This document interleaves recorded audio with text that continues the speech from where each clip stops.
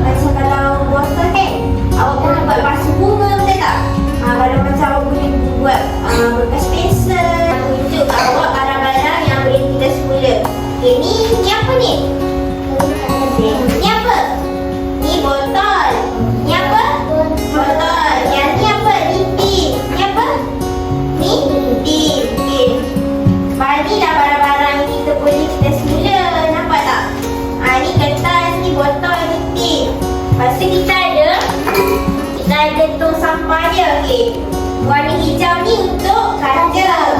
Warna biru ni untuk kertas.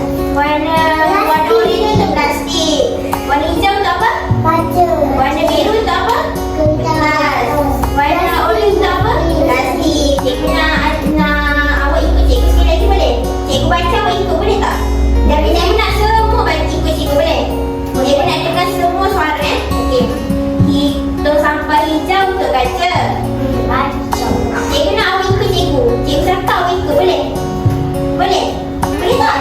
Okey, tong sampah hijau untuk kaca.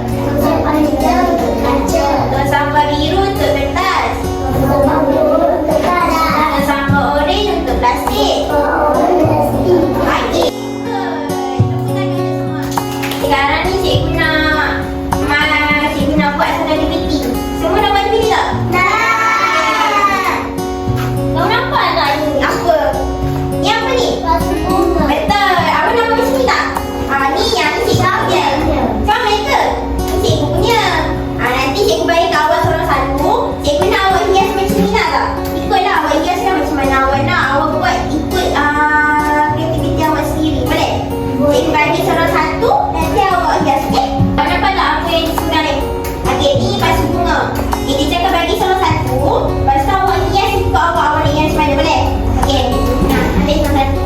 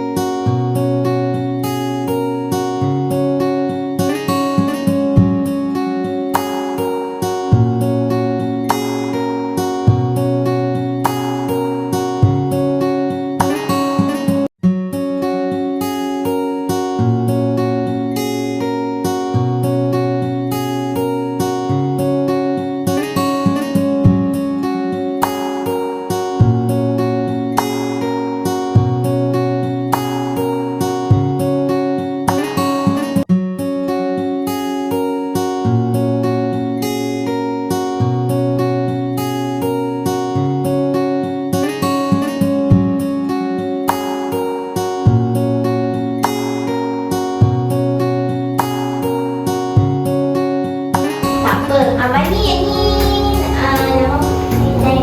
Naira punya. Okey, dah ke semua? Okey, nak tengok? Okey, semua